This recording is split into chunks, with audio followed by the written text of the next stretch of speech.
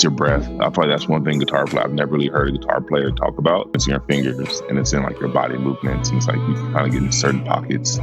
Cam Griffin is a Grammy-nominated and multi-platinum selling guitarist and producer with a catalogue of credits. In this episode of Guitars of R&B, he talks about his top production tips, the realities of the music industry, and the R&B techniques behind his sound. We've got to start with the collaborations. I mean, it's an endless list. Leon Thomas, Summer Walker, O'Deal, Chris Brown, Mesha. It just goes on and on, right? Yeah. But your story stands out because you weren't chasing this. You weren't chasing this career. So before the studio sessions, before the Grammys, what did your life actually look like as a guitarist? You know, were you shedding scales endlessly or learning to play by ear or playing in church? What was it? Yeah, I was playing in church. My grandfather grew up from the South, from Mississippi. So he came out, I don't even know a year, but maybe like the 80s. Came out to LA. Then I was born in 96. I just remember like going to church and just seeing like all my cousins were just handed instruments. Like kind of like it was just like, oh yeah, you play the drums today, you're playing the piano today, you're playing the guitar every Sunday. So like I guess nobody really picked up the guitar until me. So my grandpa, he'd come by and he would just show me how to play guitar like after school, daycare. And I just don't remember not playing. I kind of just was raised to play guitar in church. That was kind of like my upbringing. So with that, I didn't really shed scales. It was kind of like, this is what the organ's playing. Nobody knows the notes. Just learn it, just pick it up and, just learn by ear. So when did you realize then that music was going to be something that wasn't just a hobby, but it was going to become a career for you? Because you had a background in construction work, right? And before that, you were in football.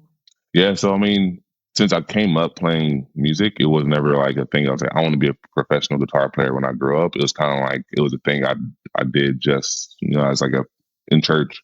So I like kind of associated music with, or playing guitar with church. Like I couldn't play any R&B stuff. Like around the house, it was all like Kirk Franklin and just gospel artists, Ty Tribbett in the house. Otherwise my mom would get upset. So I never really saw music as like a career option. So I kind of just went through the motions. So I went to college playing football. Thought I was going to go to the NFL. Didn't go to the NFL. With interning in architecture firms and stuff like that. I'm trying to get into construction management. So right when I graduated, straight into construction management, that was like going to be my future. I was like, this is amazing. I love building things. It's creative. It's collaborative. It's kind of like I'm in like a team environment. And then one day I got a random call from this girl in college. She was like, hey, I played like one show for her. She was like, hey, this guy needs a guitar player.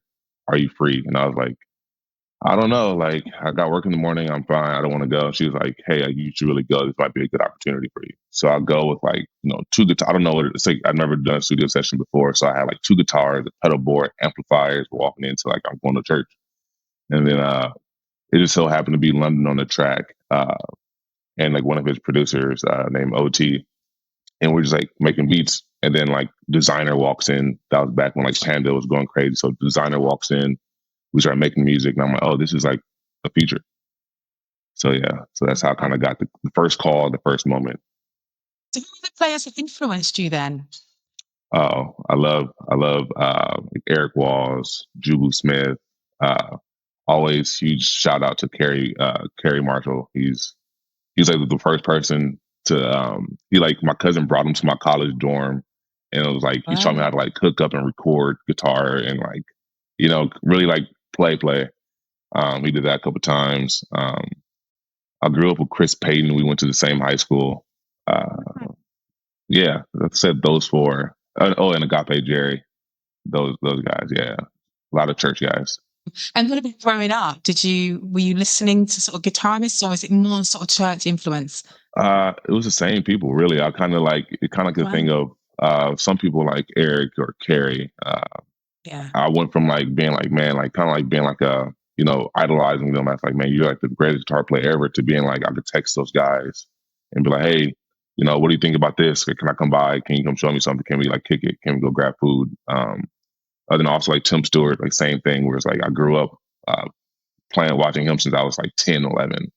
And then to be 29 and like be able to like just text them like, hey, like how are you doing today? Like, what's going on? Like, you know, it was kind of like a pretty surreal moment. You know, the thing where they say, hey, don't meet your idols. Like, I don't think that's true for guitar players because like they're all amazing. Like, meet them all.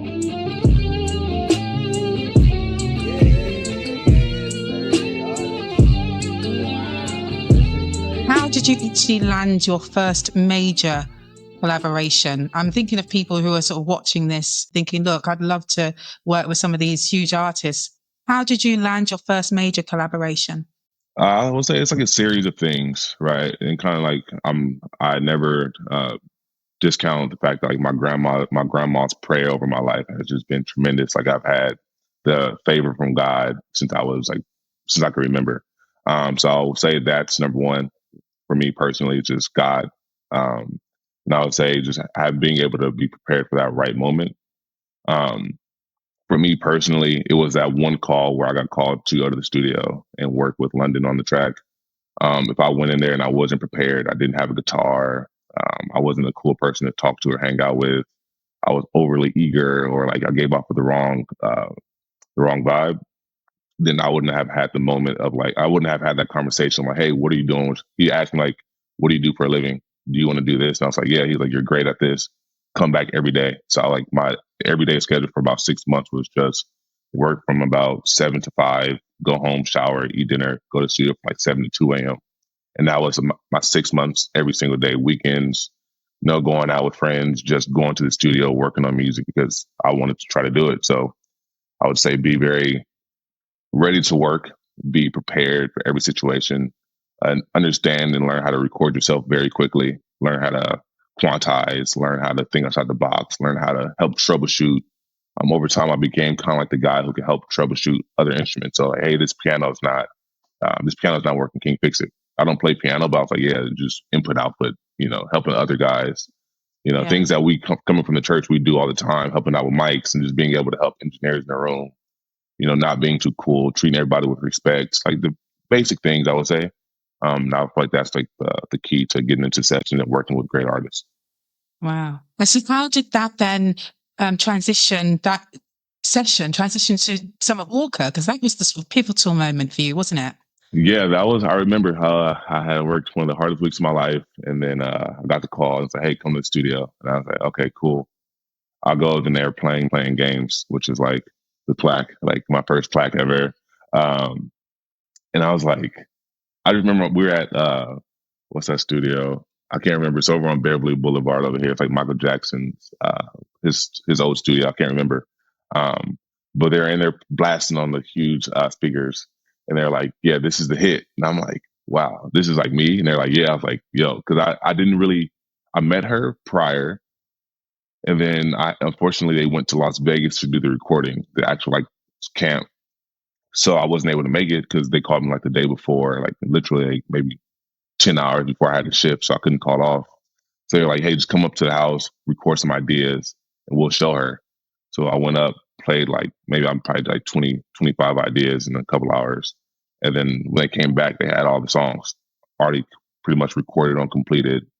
And then it was playing games. And then it came out probably about a month later. And then I went to work. It was like the craziest thing I had, like one of the craziest songs I've ever heard in R&B. Then to the next morning going to work and being like, wow, you guys don't know this, but I have a song out and it's pretty big right now. Like, yeah.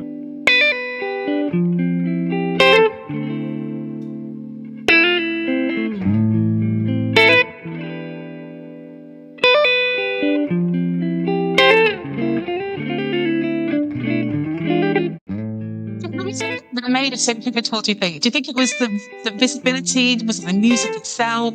Was it the relationships? Why was it made it so pivotal for your career, do you think? I think that was the first, like, I'm a person who's always kind of like in the background. I kind of like not like too loud or like want to be like the center of attention. So I feel like in that moment there was like no hiding it. It was just like people like my Instagram kind of like it probably got like 4 or 5 thousand followers over the course of a week, just from like not from like I would say like fans or people who are appreciative of music, but of like industry executives. Because like Yeah, I think it's a music business, right? So if they see a Yeah. guy who's unpublished, no management, they're like, "Ooh, who is this guy?" It's like blood in the water to sharks, which is a whole Mm. nother story, right? Yeah. So I got a lot of follows, a lot of deals were offered, and it was just like I Wow. grew into like that was like my first step towards producing. So from that standpoint of labels, label contacts, A&Rs, and people DMing for more sessions and asking about who I'm working with next and all that stuff. I see. So that project then with Summer Walker, were you just putting guitar on that rather than producing? Was it more of a guitar role? Yeah, so I mean, I look at and that's like the question I would say from just understanding like what it means to be a session musician versus a producer, right? To Yeah. me, session musician means hey, you walk into a session or a studio and then they have sheet music written out for you. You're playing your part. You're in a live room. You're just playing. Producing to me is creating music, right? Right. Producing to me is like, hey, here's a click track, or close your eyes and play something. We're going to just record. Cool. So you're playing the guitar. And it's like, hey, this is a cool melody I was thinking about. You're playing it, right? Mm. To me, that's the same thing as a drum guy or the producer drumming it up on Ableton, Yeah. or the writer writing the song. It's like you're like composing the song and you're creating the music, and I call that producing. So I would say like it took me a while to go from um, I'm just a guitarist in the session to like, oh wait, no, like this is actually uh, producing music, because like the way, again, going back to kind of like touching on like brief music business. Yeah. If you're in as a session musician or just a guitar player, you should be entitled to getting a session fee, which would mean you're getting paid by the hour. Yeah. There were countless hours I wasn't paid for and countless sessions, which means I was there as a producer. I You see, so see. you're a producer until it's time for payment, and then you're a session Mm. musician. So I would I say like do. that's like one thing to kind of watch out for to all the younger guitar players. If you're if you're making guitar parts um, over a pre-recorded track, you're a session Yeah. musician, get paid for the session. If you're creating guitar part and you're creating it from scratch, or you're adding something that's like a pivotal sound, memorable sound, you're a producer. Make sure you go at that from the producer's cuts and all that stuff standpoint. Who determines that then? I'll say it's you and your lawyer. I would say that's one thing. Like when I was Oh, working in construction, a lot of my first songs were, I didn't have a lawyer, so I worked at a pretty big construction firm in LA. So I just had my construction, like one of my guys down the hall that works like does contracts for construction buildings and liens really? and stuff like that. I was like, hey, can you review this contract? And he's like, yeah, I guess it's a contract to review, but I don't know if it's good or not. And at that time, I was like, yeah, it's fine. Like, you're a lawyer. Like, that's all I need. Yeah. False. Like, go get you a music lawyer, and so they Okay. can take care of your business for you from day one. So what do you think makes you stand out then when these opportunities come up? Because there's lots of you, right? So what is it about you, Yeah, do you think, that makes you stand out and keeps getting the call? I would say it's like a duality of like my personality, where I'm able to kind of, if I need to leave the room, I can leave the room. If I need to push here, I'm very good at like reading people. So I would say kind of like from like a football background, it's kind of like you're able to um, contribute in other ways, not just performance. Right? It's like, hey, no, tell an artist, like, I'm not afraid to say to an artist like, yo, this is not a good song. You should try to rewrite this, Really? because yeah, it's like, but you have to kind of build that. You don't walk in like, this is the worst song I've ever seen or ever heard. Like, it's like, no, like, hey, what do you think about doing this? Okay. What about this? Listen to this reference. It's kind of like for helping drive the ship, because at the end of the day, it's all, if this song doesn't come out, I don't get paid. They don't Yeah. get paid. The studio was wasting money today. So hey, let's work as a team to get this song to be the best. And I feel like that's one thing, because a lot of guitar players will just walk into a session, hoodie on in the background, just yes sir, whatever you got. It's like, no, you kind of have to walk in there, kind of own the room as well. Um, that I would say helped, and then also I would say like my calling card for like this one of the specific camps I worked with was just I was really good at Madden, the football game. So like we'll be working. Everybody has like a PS5 or Xbox or something that they want to play. So I just happen to be, I would say, like probably the world's best Madden player, right? So like I'll be in there. I'm just killing them all. I'm beating them at the game. They're like, no, like come back tomorrow. We'll play tomorrow. We'll run it back tomorrow. And I'm like, cool. Me getting that invite to play Madden tomorrow is me just coming back to the session Um, to play guitar. So like really just hanging out at that point, it becomes hanging out with your friends, right? It's not Yeah. work. It's just like we're just being friends. That's very much speaking for R&B and rap sessions primarily. Because I didn't really get into too many pop sessions for other reasons. So it was really just that, like really trying to create a friendship versus just a working relationship. Do you think that's quite crucial then? Kerry mentioned that actually in an interview with him. Yeah. Do you think it's... Yeah, because you want to work. People want to work with their friends. You know, it's like at the end of the day, like Carrie is a great guitar player. I'm a great guitar player. Eric's a great guitar player, but like it just depends who they want to hang out with. You know, I can go down the street. I'll probably find crazy guitar. I mean, I live down the street from Guitar Center Hollywood. Every time I walk in there, I'm like, wow, you're an amazing guitar player. They're like Berkeley graduated, but they can't have a conversation. You know, you try to have a conversation with them, and they're just like, you know, it's like there's nothing there. It's just you play guitar and that's it. You can't have a conversation, which means you probably won't get called for a gig. Like you have to be a people person first. And to be real, like the best music to me, or the music that grosses the highest payments, are like usually the simplest music. It's like 4 chords, 5 chords. So you don't have to be the best guitar player to do this stuff. You just have to be the coolest, I would say. That is such a great tip, actually, and a good insight.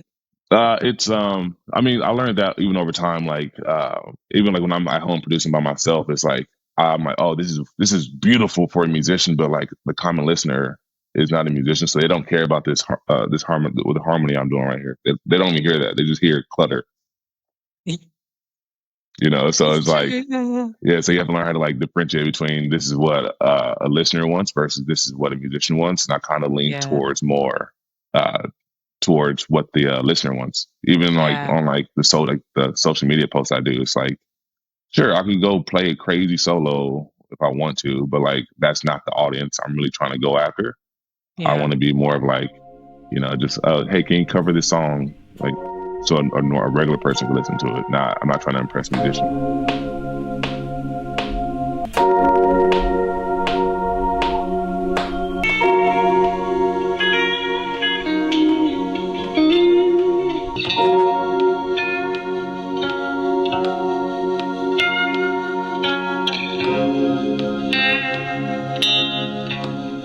Back to one of those early or first major sessions that you had, and sort of just tell us what was going through your mind when you plugged in around that level of talent. I lived in LA my whole life, so I'm used to walking down the street and seeing like Will Smith or somebody walk like a famous person. So from a very young age, my dad was always like, you know, they put on their pants the same way you put on your pants. They get ready for work the same way you're going to work. You know, they went to school the same way. So it's like we're all the same people. We're just people, and it's like so I never really put people on pedestals or anything like that. So I would say because of that, my upbringing, I was very like comfortable and confident in the first session. I would say the one thing I would say probably just overplaying, you know, being like overly not overly confident, I would say was probably like the bigger one. So mine's just probably the inverse of like, don't solo on this track right now because that's not what they're here for. It's not about you. So I kind of had to get torn down a little bit, you know. What session was that? Do you remember which one it was? Yeah, I'll say all the early ones. So anything with like Summer, Designer, Usher, Chris Brown, like those sessions were like dumb it down. Because you were trying to prove something, do you think?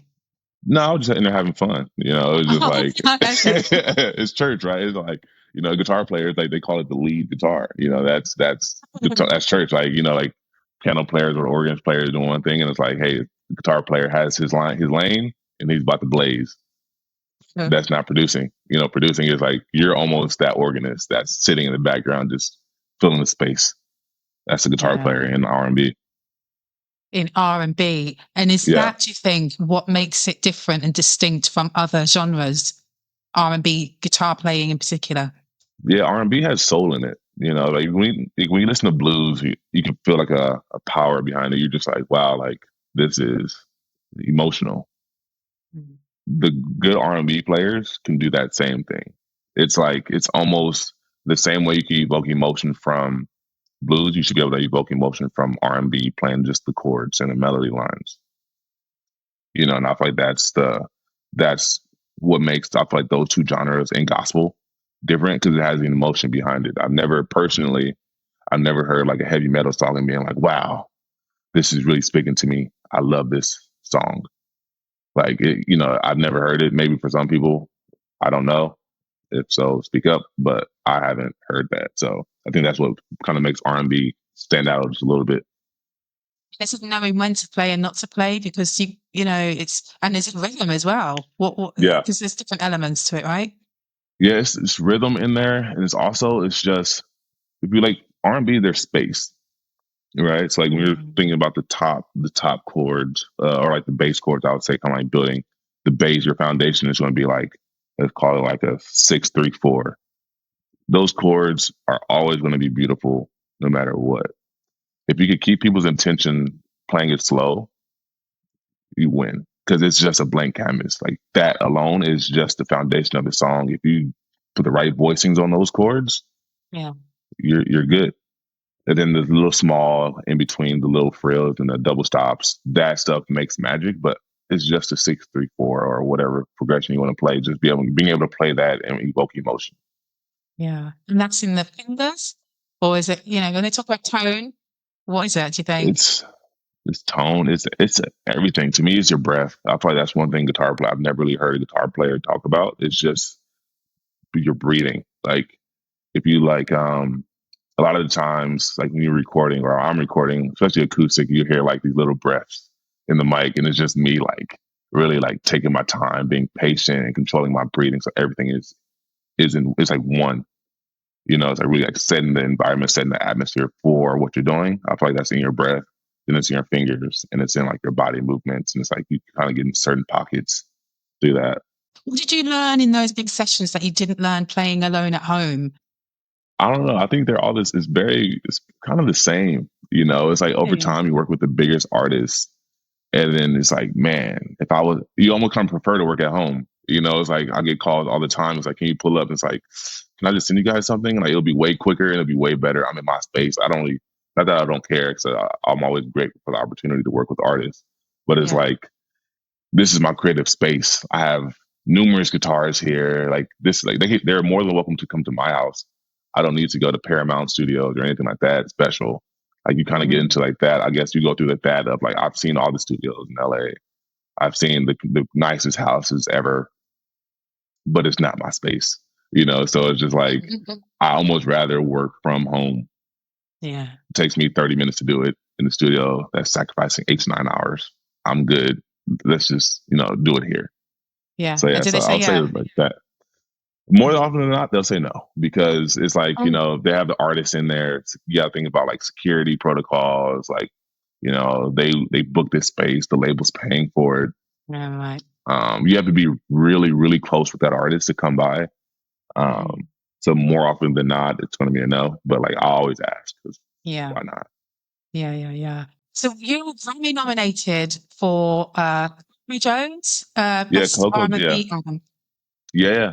So that was again through London. I would say that was, you have to be very thankful. I'm never like ashamed to like give thanks or give credit to where credit's due. But like London on the Track built like a phenomenal career. And I was fortunate to be able to get in close with him. So I got the call as like, I would say, his guitarist for tons and tons of sessions. And he definitely was like a very strong person to help me get to where I kind of am now. Between him doing that and him and DJ and him and Mustard were like the two kind of producers who I kind of went in with. So most people from the outside, that might be a peak moment, right? But did it shift anything for you in terms of how you approached work or how you saw your goals? Yeah, that's one thing that I talk to my friends about all the time, and just like they always say, I'm just always in my head, but whatever. So I was, it's like for me, like almost the more accolades I was getting, like whether a gold album or platinum album or a Grammy nom, it kind of put me like, hey, like this is what I really want to be doing. Like, do I really want to be a guitar player, constantly going out and like really doing this as a profession?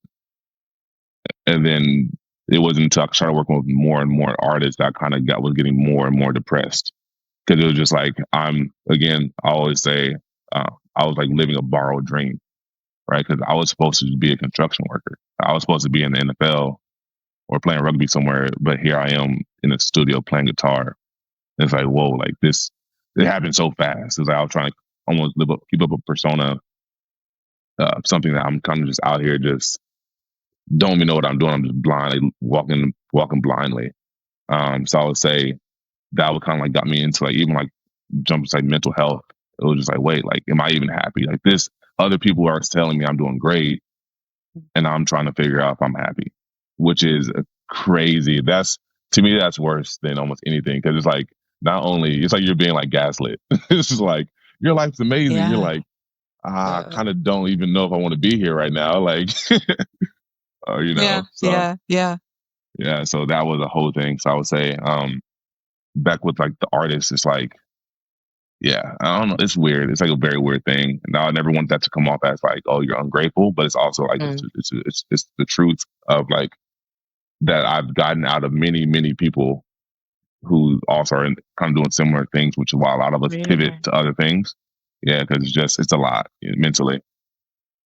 Is it like because you're sort of on the fringes of this other world, luxury life, and then you're to reality life? Because touring life as well is different, isn't it? Or producing in the Yeah, studio.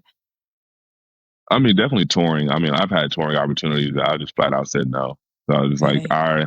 with how I feel being able to go home every night, still feeling like this, I can only imagine being out in like Dubai or somewhere like going to like London and being on like this crazy tour and being like, not feeling like it today, like having a little Yeah. episode, like Yeah. then having to perform. I couldn't imagine that one. Um, but I think for me, I don't really like speaking for like generally every guitar player, but for me Yeah. personally, it was always feeling like there's something more, or like also like I kind of clocked it. And I'm very transparent with just the expectations of music. I was Yeah. probably in 2023, 2020, yeah, 2023 and 2022, kind of like right those years, like right after COVID, I was full time music, and I probably did 5 to 6 sessions a week, 8 to 9 hours per session, sometimes 2 sessions per day, not getting paid. Like sorry Fender, but like I was getting Fender guitars, selling them to pay my rent. It was like things like that. But it's like, oh, but you just want platinum or you're Grammy nominated. It's like, yeah, I don't really care about that stuff right now. Like let's be real. Like music industry, they don't pay their artists or their producers well Mm. unless you get a mega hit, which is like the craziest thing because it's like imagine going to work and being like, well, if you do a good job, if you perform well today, we'll pay you. It's like, Yeah. whoa, what you mean? Like my time is worth money. And Yeah. that was the thing that kind of bothered me. Cause it was like, again, coming from sports, if I do my push-ups and I work out harder than everybody else and I'm faster than everybody else, I can perform. If I perform, I get paid. Music, you can be the best guitar player, the coolest guy, go to all the sessions, get all the calls. If that song does not come out, you don't get a dollar. So imagine going to work for 5, 6 months without a song coming out, and you're like, "What's going on?"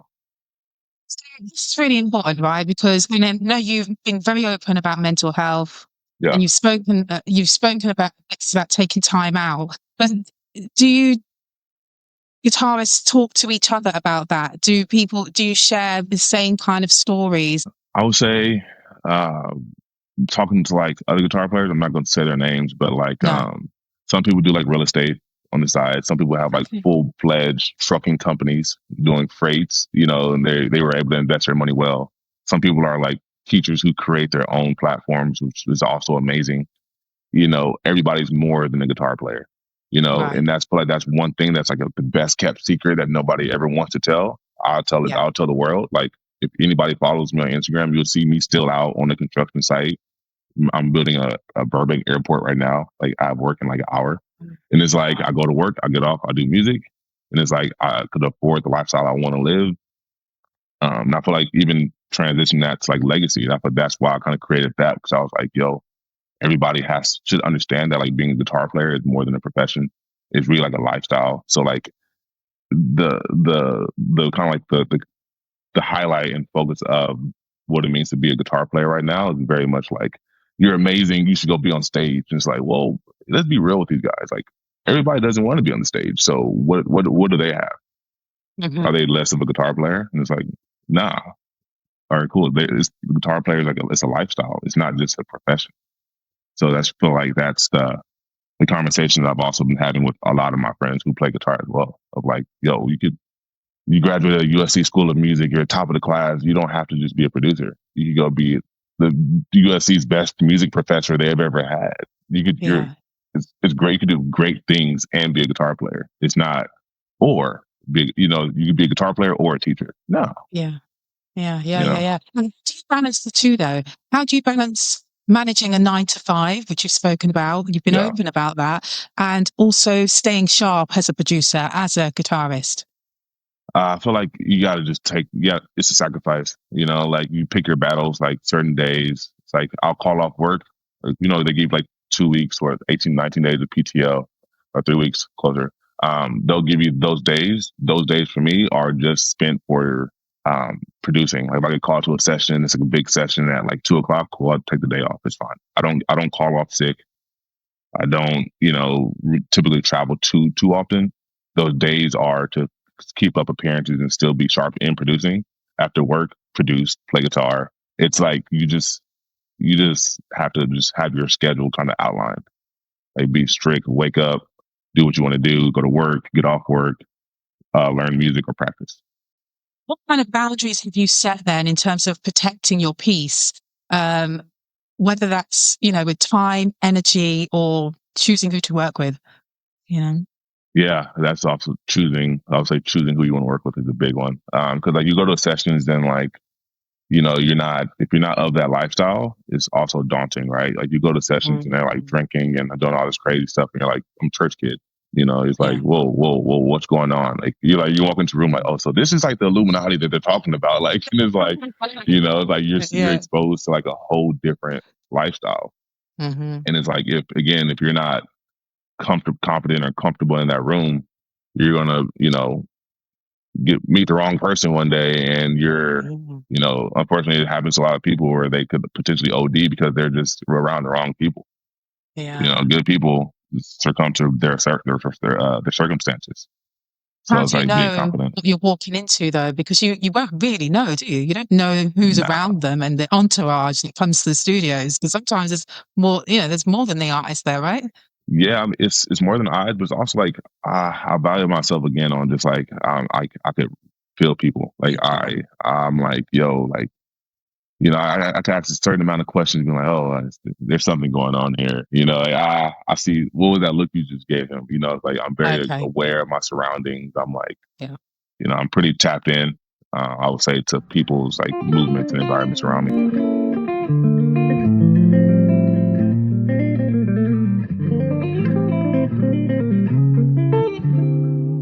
Do you think less is more in a sense in R&B? Because your playing is quite tight, isn't it? And intentional, it feels, I think. Yeah, I think that's the word you said. It's space, but it's not. I would say it's open in space, but it's not boring, right? And I feel like what you kind of you just hit it, was just being intentional.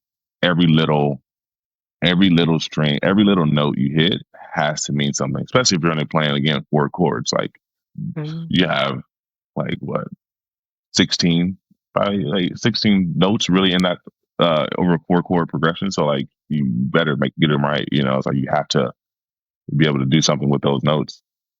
Yeah. And how do you approach the production side? Do you track guitars first, or do you play around vocals? I do build around vocals. I don't like doing them like that though, because I got in trouble with that over like you took like that song was already established, and like they're entitled to money, all that stuff. So I kind of don't like doing that.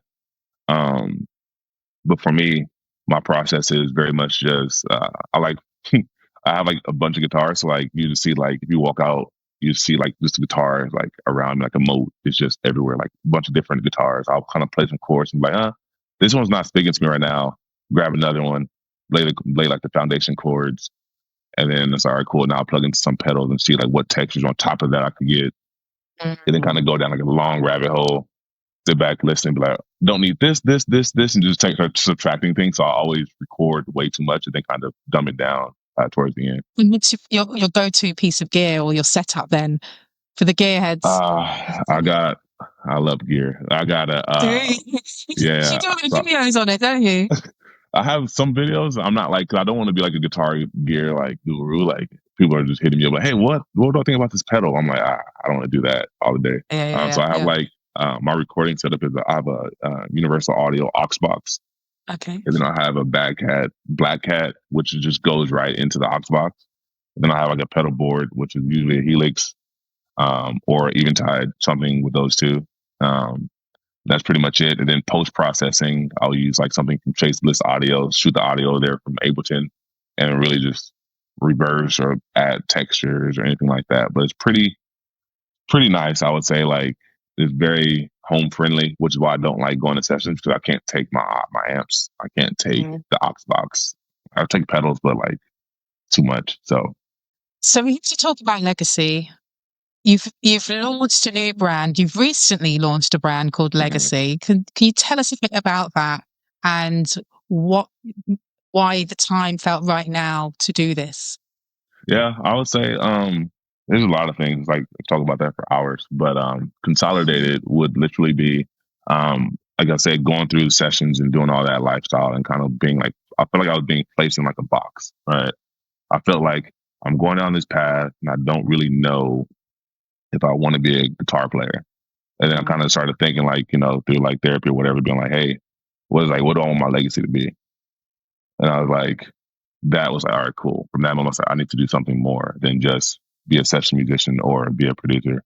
So I was like, hey, I'm a creative person. So I work in construction. So I'm really good with like reviewing like product docs or product samples or anything like that. So I kind of knew pretty good about like plastics and stuff like that and like the process of having a idea and delivering it through. So I kind of I found an engineer to help design some guitar picks. So like a lot of people would just kind of just purchase, uh, off the shelf. And I was like, I want to create something from scratch, and if it works, it works. I've been using them, so I hired a guy, went down the entire producing process, fabrication, and doing all that stuff. Finally got my samples. That was maybe last January. I kind of started like with like samples, and then used them for a little while, changed the formulas, it kept going, and then finally, now I think it was top of July 2025. I was like, okay, I think this is finally good enough to go. So then here we are, finally launching Legacy, and it's really just about on the preface and the premise of being a guitar player is more than just a profession; it's a lifestyle. So I really want to grow the brand and the company to really be a huge advocate for like mental health, really help teach kids that the difference between like, hey, you could be a guitar player and you could be an engineer, or you could be a guitar player and singer. It's like it's not just the whole starving artist mentality. To me never jived. And I used to hate talking to like my favorite people, and they'll tell me like, well, you'll never make it with that mindset. And I was like, I would say I kind of made it with that mindset. So I think that's like the whole premise of Legacy, where it's like teaching people that, hey, you're more than a guitar player. You're a guitarist, or you're just like, you play guitar. It's a hobby, it's a profession, it's a lifestyle. Even like during like the George Floyd protests, like we saw a lot of these companies that resonated with me for a multitude of reasons. From like being endorsed by a lot of these guitar companies, where like nothing was done, no support of anything, silence. And I was like, hey, like what more can we do? So I feel like this was something that kind of came to me and was like, hey, this is something that, like the same way I built a football career, the same way I built my career through music. Let's show that like, literally life is like my dreams are like endless. Let's go with Legacy. Yeah. And so what other products will you be selling under the Legacy brand? Can we expect Yeah, more? yeah, definitely more. Definitely, I'm a person in slow growth. Like, I live in Los Angeles right now, so like everything is, you think, very expensive out here. So initially, guitar picks to me, that's like the easiest way. I could say I'm going to be giving them out, like getting into different shops and like having them on display at certain places. So I feel like guitar picks right now, eventually, I don't want to make promises, but you'll see. It's going to grow. It's going to be a lot of things offered for sure. So just to wrap up then, just the future of R&B guitar. Let's talk about that. Do you Yeah. feel like the guitarist's role in R&B is evolving? You know, what do players have to bring to the table now that maybe they didn't have to bring 5, 10 years ago, would you say? I would say producing. 'Cause I'm not going to speak towards live performance. I'm not qualified for that. But for Mm. producing, I've been hearing some crazy guitar players, like this guy named Juice. I forgot Juice, I think, on Instagram. I would say he makes R&B music, but he uses like a delay pedal, and that thing is like, I'm like, wow, that is amazing. I don't know how you're doing it, but in terms of R&B music, that is absolutely driving it forward. You know, from the simple progressions, it's taking into advances of technology. So I feel like that's where the future of R&B is going. Is just like people who could create that same feeling of emotion and like identity through gear or just different progressions. So you've made your mark in R&B guitar, right? So, and producing. So is there anywhere that you want to take it or push it sonically or creatively? Is there anywhere that you're kind of looking to go to? Yeah, I was going to say like I've been just doing legacy. I would say session wise and like producing wise, I really am loving like I've said the UK artists. Huge shout out to all of those people. I would say that's the emotional R&B, like the old '90s R&B just jumped right to UK. I don't know what happened. They have the artist right now. Every single UK artist I've ever heard. Flo and Cleo Soul, or who particular? Any I would artists? say there's a girl named Essie out there that's fire. Oh, Um, Odell, got a chance to work yeah. with him a multitude of times, and he's absolutely amazing. Um, I'm the worst when it comes to names. There's Callie. There's a girl named Callie, the Callie Claire. She is absolutely. I met her a couple of times when she came out to LA. She is the dopest writer, the dopest vocalist. She just goes. And I'm just like, yo, this is you win. So yeah. Excellent, amazing, brilliant. Pam, it's been a pleasure speaking to you. Honestly, thank you so much. I appreciate your time. Your insights have been so fascinating to talk to you, especially about the mental health side as well, and how open and transparent you are about the industry, because it's not talked about enough. It's just not, you know. So I appreciate that, and all the work that you've done with all these artists that we know and love, and I love Oh, how grounded you are. oh, thank you. I appreciate you too. You know, I love the channel, what you're putting together.